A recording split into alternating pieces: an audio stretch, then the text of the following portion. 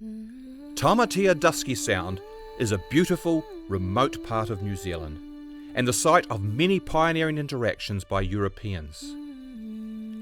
Home now to wildlife and occasional tourists, a team from Toitū Otago Settlers Museum and Heritage New Zealand, with the help of local tour operator Fiordland Expeditions, sets out on a mission of rediscovery.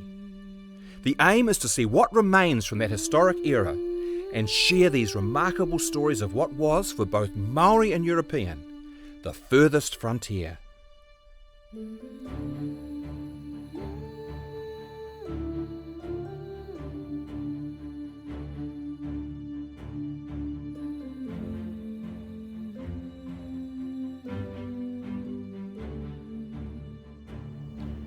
Here we are at Resolution Island in Dusky Sound. This was the site from 1894 of New Zealand's first eco-sanctuary, although they didn't call it that at the time.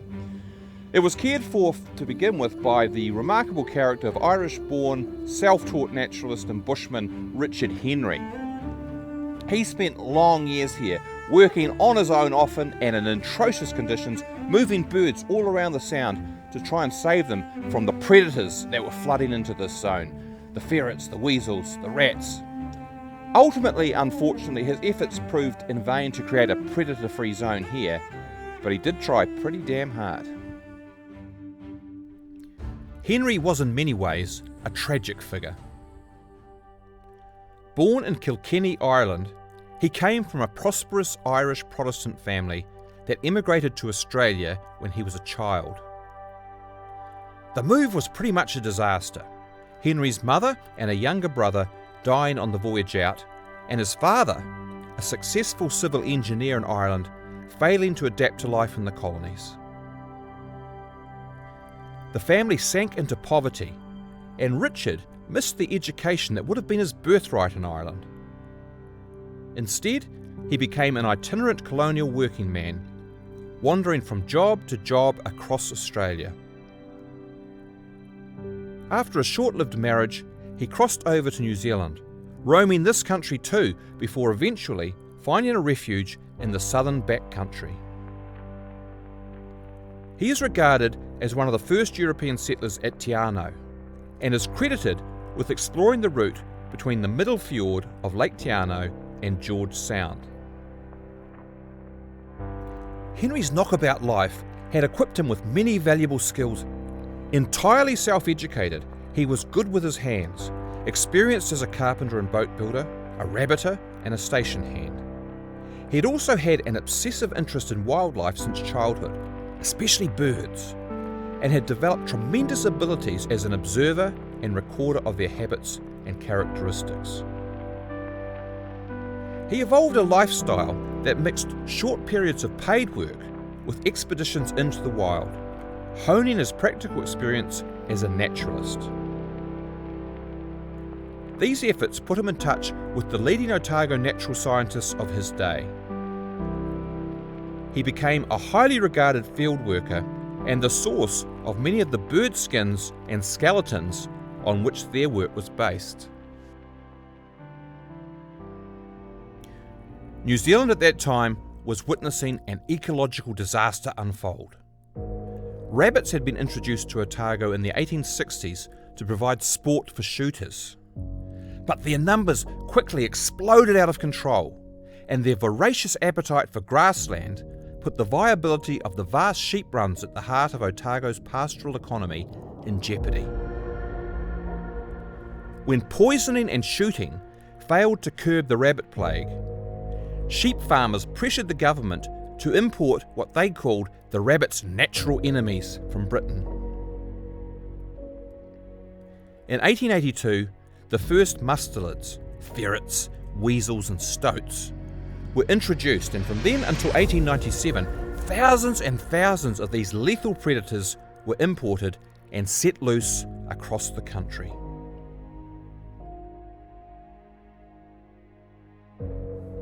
Unfortunately, the mustelids found New Zealand's flightless bird life more to their liking than the rabbits. Defenceless against them, the weka, the kakapo, the kiwi, rapidly disappeared from the bushland and forest that had been their exclusive preserve since time immemorial. New Zealand's unique bird life seemed to be doomed. It was this dramatic threat that prompted the rise of a conservation lobby.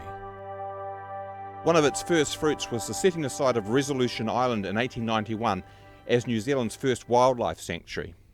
And within a short time, the conservationist lobby had secured additional funding to appoint the first wildlife ranger in 1894, Richard Henry. His job was to create a sanctuary for bird life here on Resolution Island, a safe place for the most threatened species, especially kiwi and kakapo.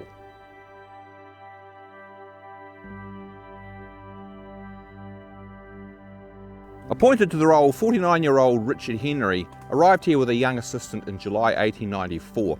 First of all, they set up a camp and built a boat shed along the shoreline, and then they started erecting a 3-room weatherboard house just in the bush above that. This is the foundation for the brick chimney of that house. Then they got stuck in and started capturing birds. Over the next 6 years, they captured and relocated to island sanctuaries all around the Sound over 750, mainly kakapo and kiwi. Henry pioneered new capture techniques using dogs and nets and created holding pens out of ponga in the bush like this one here for staged relocations. It was hard, grinding work, often in wet, atrocious conditions, and Henry did much of it entirely on his own.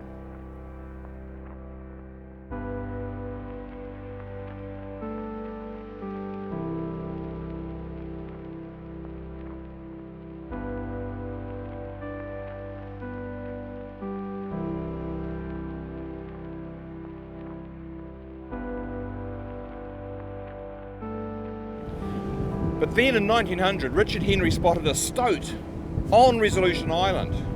Now, it had been assumed that the sea channel between the island and the mainland would prevent any such incursion, and the sight of this invader broke his heart.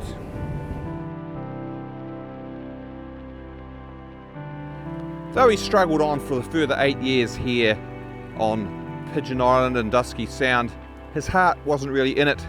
He knew that the work had really been in vain, and the birds that he had saved were now likely doomed. He was middle-aged, his physical health was deteriorated, and he'd always been prone to depression anyway, so these were really hard years. And in 1908, he took a new post on Kapiti Island. 3 years there, then he retired, and eventually he died in obscurity in Auckland in 1929. So far, so tragic. But Henry's work had not been entirely in vain.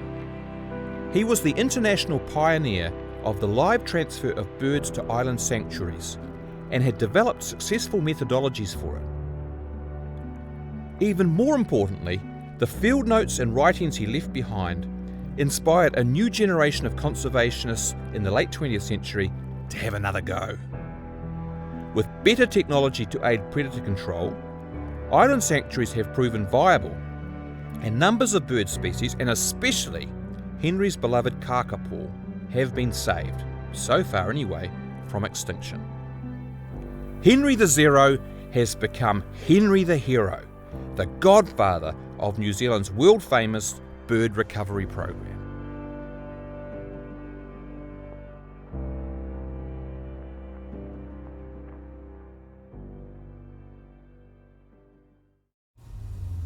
On the next episode of Furthest Frontier, Tales from Tamatea Dusky Sound, we examine how Fiordland became a mecca for late 19th century tourists, but how cruising to the Sound came to a sudden halt with the sinking of the Waikari. It was a Titanic-like moment as the ship hit the concealed rock, the grinding sound, hearing it gash. This is the first time it's ever been professionally dived by a maritime archaeologist. I was really overwhelmed by what I saw. It was massive, and that's what sets the Toitū Exceptions Museum apart from some of these other museums where they're actually going out there and capturing the history.